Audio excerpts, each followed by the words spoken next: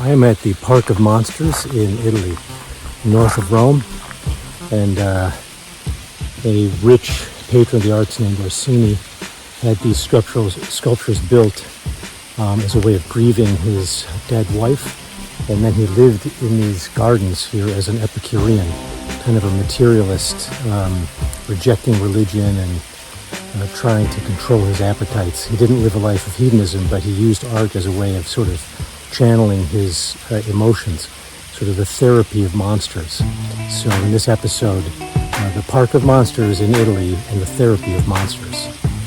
All right, here you see one of the images that we're going to draw today, which is a classic pencil drawing from the Park of Monsters in Italy.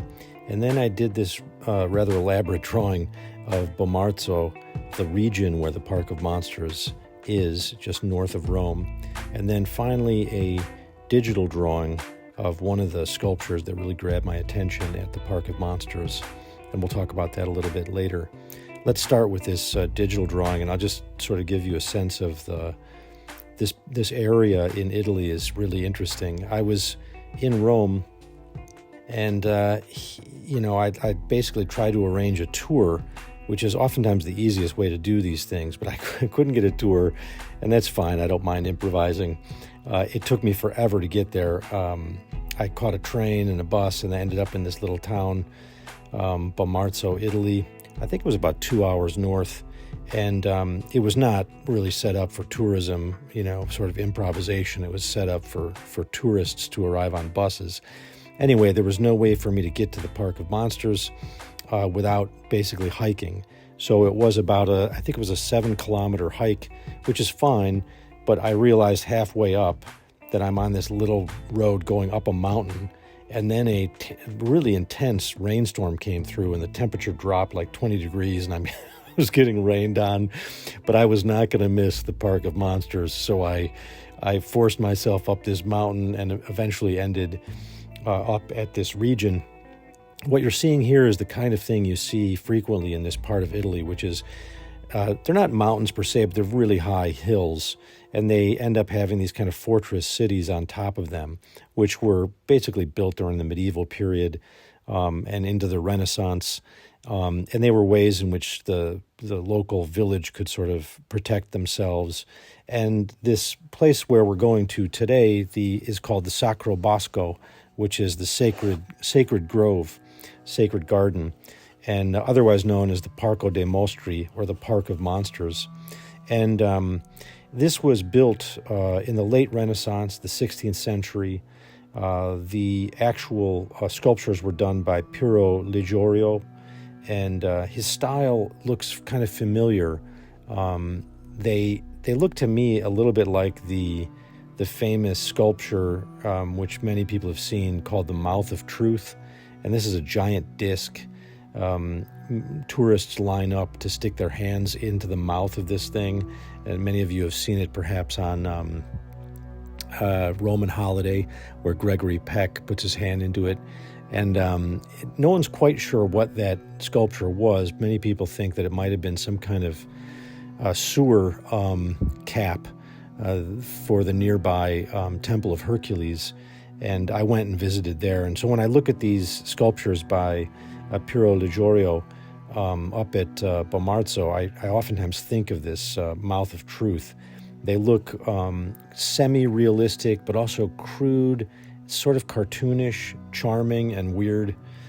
Anyway, these sculptures were commissioned by a military captain, a sort of landed gentry patron of the arts named Pier Francesco Orsini. And Orsini was married to a woman that he was very devoted to named Giulia Farnese. And when she died, he was absolutely devastated. He really could not get himself together. And legend has it that he commissioned these sculptures and the building of this garden as a way of processing his own grief. How he was simply overwhelmed with these negative emotions and didn't quite know what to do with himself. And these sculptures come out of that experience. I don't find the sculptures particularly scary. I mean, some of them are, no doubt about it. But I find them more in the tradition of the wonder cabinet, the curiosity cabinet, the sort of cultural practices that occurred in the Renaissance period that try to inculcate experiences of wonder and awe. And these kind of wondrous collections that were very popular in the early cabinets, it was common to also do them as gardens, sculptural gardens. They were, in many ways, inspired by the ideas of that time that we could achieve a kind of universal knowledge. And you see sort of 16th century, 17th century thinkers like John Amos Comenius, who was a Czech philosopher, sort of arguing that we needed to unify all the knowledge we were now finding, both in Europe, in Africa, in the New World, and bring it all together into a kind of common language. And so frequently these collections were part of this attempt to sort of display the kind of genius and benevolence and cleverness of a benevolent deity, but also to sort of collect the strange together to try to build a system of knowledge around it. The symbolism in the garden is very obscure. I mean, there's some clear images, like, for example, Pegasus, and you'll see a kind of sculpture of Hannibal's elephant goring a Roman soldier. This is one of my favorites because I'm obsessed with Hannibal. Some of you may know that Hannibal was one of the great generals of the Carthaginian civilization fighting in the Punic Wars. He surprised the hell out of the Romans by actually bringing his army over the Alps, which no one expected, and he did so riding an elephant. He had many elephants, but apparently many of them died on the expedition. But Hannibal arrived in Italy and really dominated in that particular Punic conflict. And so you'll see sometimes Romans will do representations of Hannibal's elephant all around Rome and all around Italy. It's a sort of a signification of their own fears and being beaten by a foreign enemy. In the garden, you'll find these verses inscribed into some of the sculptures, and you'll see a few of them I on the pencil drawing in the mouth where people like to stand. So just above the mouth, you'll see a wonderful inscription that says, Ogni pensiero vola, which means all reason flees, or all reason flies away, runs away. In other places, you'll see inscriptions like Sol per sfogare il core, which means just to set the heart free. And I love these because they show, in many ways, Orsini himself, who commissioned these, seemed to understand that he was violating rational norms and rationality itself in order to set the heart free, in order to indulge the emotional side of himself and to sort of release it from, the question of sense-making, of reason. And this happens when you lose somebody. It's sort of common in severe grief. There is no answer to the question of why. I mean, we have religious kinds of answers that step in, but they're deeply unsatisfying. Anyone probably knows this who's lost someone close to them. And so we're in this territory of the non-rational, the irrational. And I really like these monsters and the park in general as a way of thinking about monsters as therapeutic. There's some recent work being done on this by psychologists.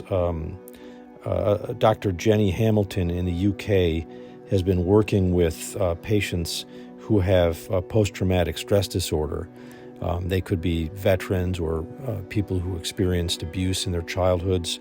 And she's basically creating a kind of experiential processing model using monster imagery in the treatment of post-traumatic stress disorder. So it's common for someone who's had some horrifying experience, whether it's like in war or loss through grief, to feel those dark, really damaging negative affects come on to their psyche, almost like a monster appearing in the distance and then approaching. And so she teaches the patients to how to sit with that sort of experience, and then to use creative visualization to tame the monster, to sort of recognize that it's there. Maybe you can't stop it from coming on altogether, but nonetheless you might be able to sort of tame it and live with it. If you'll see the film, the monster film Babadook, which many people were sort of excited about when it first came out, you'll see that it is also a sort of monster narrative, a sort of monster symbol of grief. A young mother and child lose their husband and father, respectively, and then a monster appears in their lives, and they have to learn to live with it. They can't banish it entirely, but they find a place for it to live within their minds and integrate it into their psyches. So I'm very intrigued by that as a way of thinking about monsters in the sort of serious business of mental health. And it looks to me like Orsini and his Park of Monsters was really onto it hundreds of years ago. So I think that there's a way in which monsters can be seen as, therapeutic and useful. And I've talked many times on this channel about how monsters and monster fear could be selected for by natural selection, because it could help us to survive and thrive in a dangerous world. But in another sense, I'm thinking more recently about, that really this may not be the right approach to think about the imagination and monster culture, because yes, making images and reading images has a kind of epistemic value. It could help us survive in a dangerous world and prepare us. But I was recently reading some writings by the great Swiss painter Paul Klee. He has a wonderful essay called On Modern Art. And, the modern artist is drawing a portrait. Klee tells this story. And from behind him, the layman pronounces the devastating words, "But that isn't a bit like Uncle." And then Klee says, the artist, if his nerve is disciplined, thinks to himself, "To hell with Uncle. I must get on with creating." I find this to be very funny and helpful, because in creative, imaginative work, the artist and the audience are participating, in the development of freedom itself. And this is really what I think Paul Klee is trying to say, that it's not the representation of freedom, it's the thing itself. It's a kind of noumenal occult process. You're conjuring the invisibles as an artist. And, what are the invisibles? Well, okay, God and the divine, yes, the mystical, unconditioned, sure, but also, the invisible pain of grief and loss, or maybe just the creeping sense of cosmic horror, or the invisible, expansive, feeling of joy. These are, hidden aspects too. And so just as there's a hidden potential of forms that growth and development reveal in nature, creative improvisation and imagination reveal those things in us. And so the imagination is the source. It's like a fountain of the pre-rational or the irrational. And we can keep giving a reason for it, but accurately speaking, we're missing the point when we do that.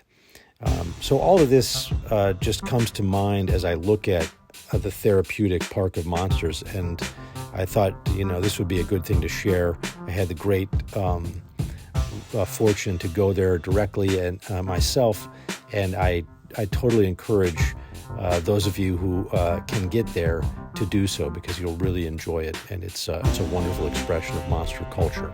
Okay, if you enjoy this kind of thing, then please hit the subscribe button and come back for more content, and I will see you next time. Take care.